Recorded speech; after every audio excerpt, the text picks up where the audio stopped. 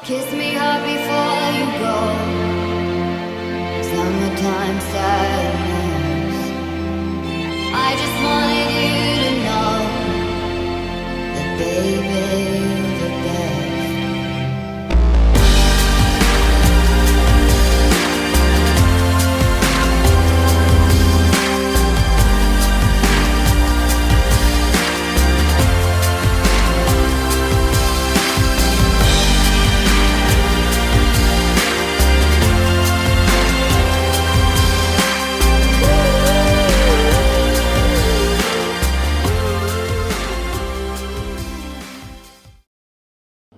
Berikut ini merupakan asal-usul dari nama kota Makassar.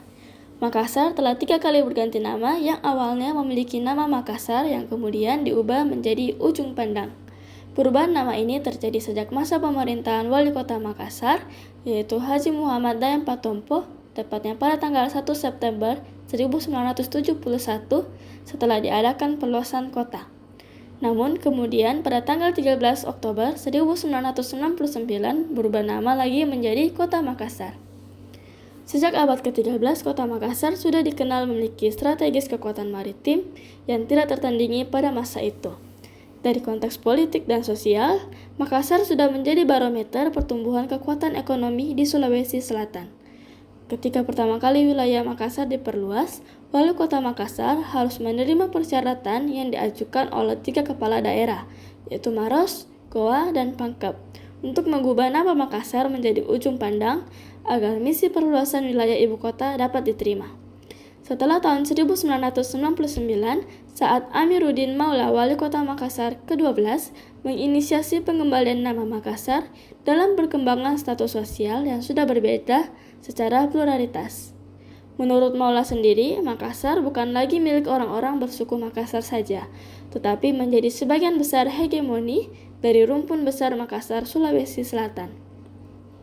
Atas dasar itu, Maulana menginisiasi kembalinya nama Makassar yang mengundang berbagai reaksi yang mengecam keras karena berbagai pertimbangan sejarah.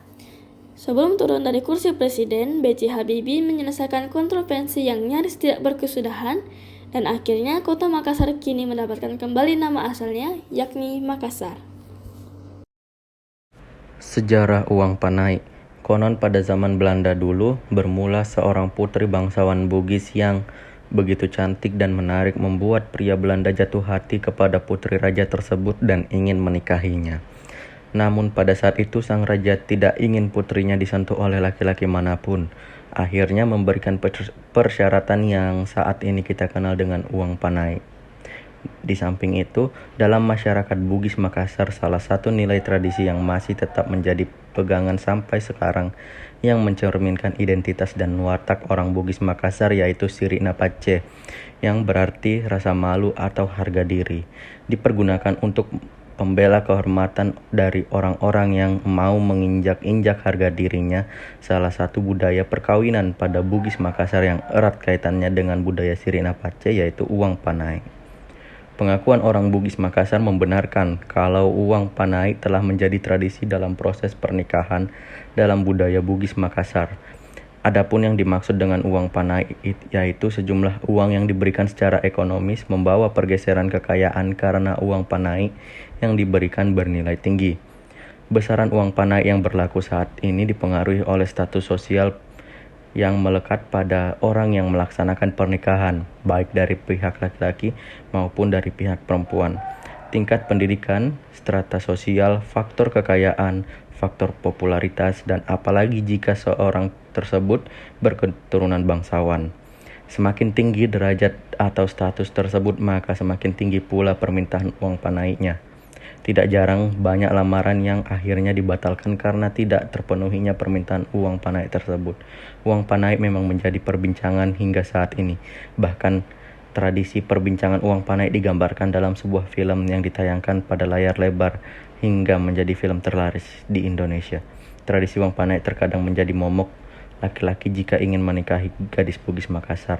Uang panai menurut beberapa masyarakat umum mengaku bahwa uang panai merupakan tradisi yang sudah ada sejak dahulu.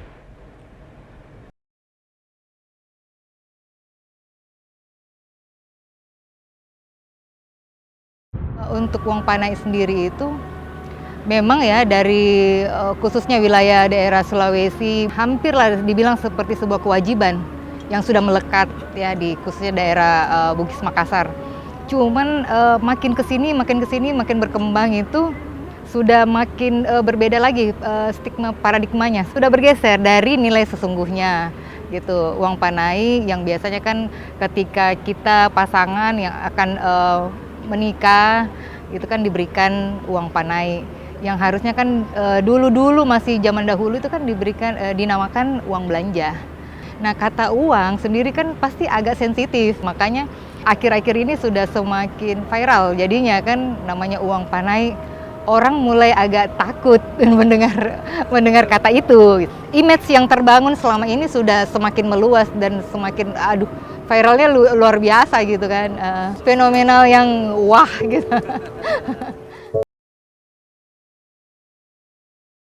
Sebenarnya dengan fenomenal yang terjadi ini pasti ada banyak dampak-dampak yang akan terjadi.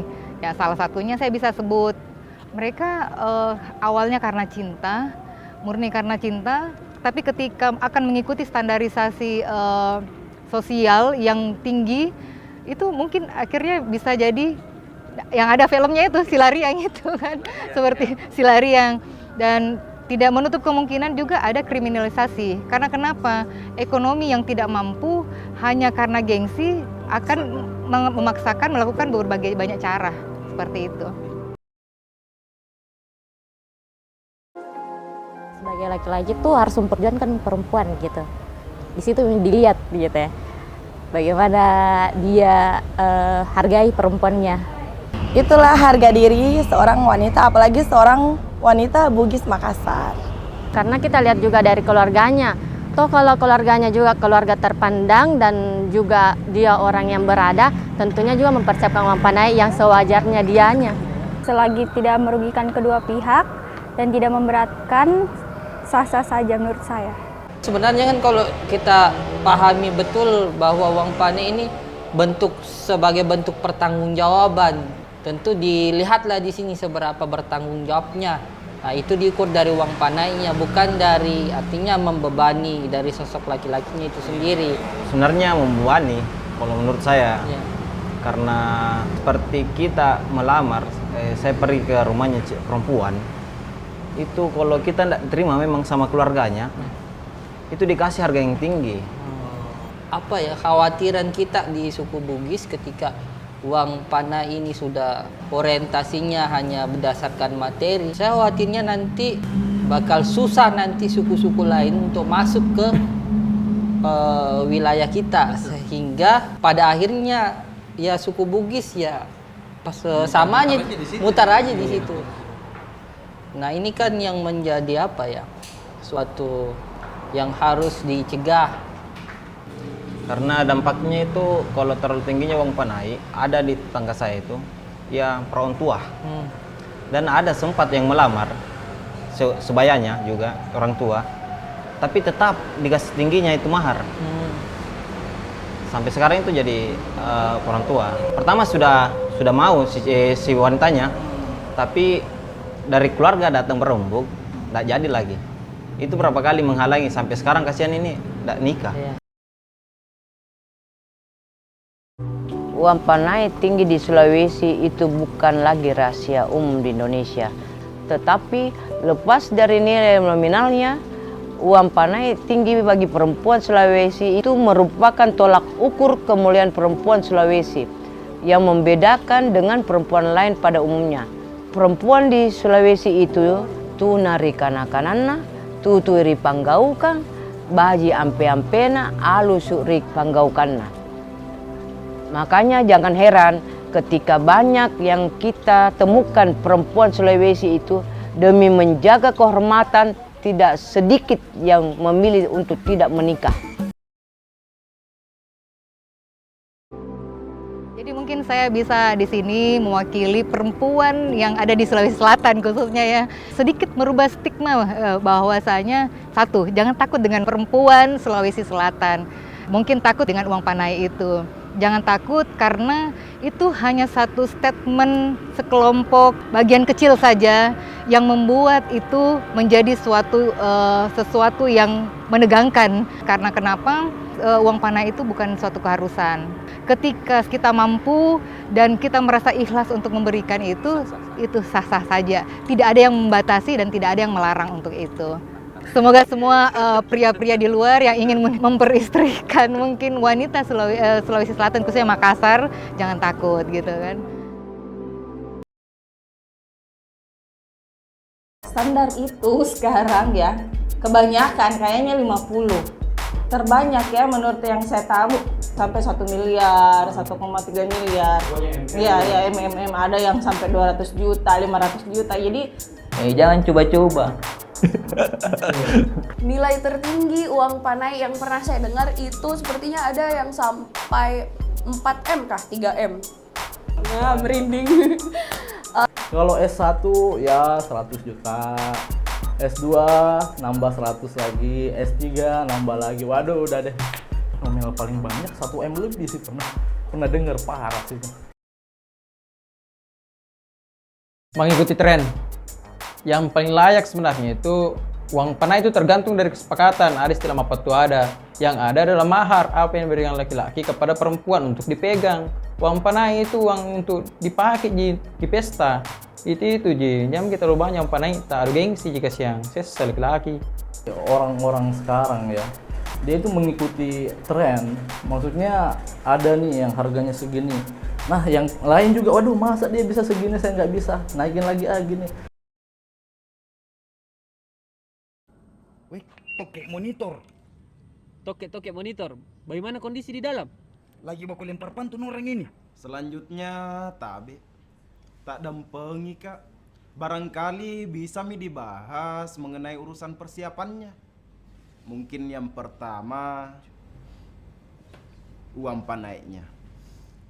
Kira-kira saya akan nih nolle nih runtu cening ini nawata. Iya rutela cening ini nawa. Tenna iruntu icenina narekodepa toma pasilolong. Nasaba iri puna cinna, iri puna elo, iri nama pamula. Idi na puang.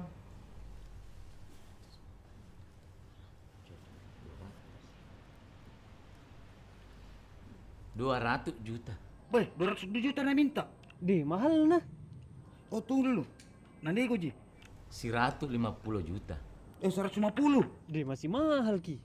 Oh sabar ko, nanti ko ji lagi. Nareko 120 juta. Tabe ndi minum ki. Oh iya, boleh. Alhamdulillah, amin. Rabbul alamin. Cocok nih. Jadi berapa? 120. Di mahal nah. Bagaimana mini? Tidak mi kaya na mentok mi itu. Yo pade, kesini mau ke pade, pulang maki. Oke pale, meluncur.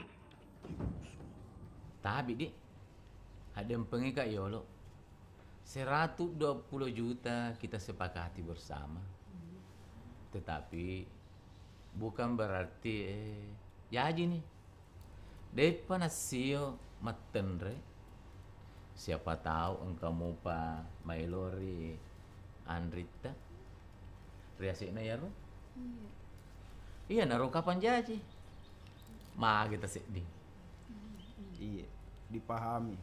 Ya komakuan nih ro pale nasabak si kuah ro perlau ngata tabe. Meloki melawat tuh. Cocok nih. Cocok nih. Alhamdulillah bil alamin. Allahumma shalli salamat kepada salam.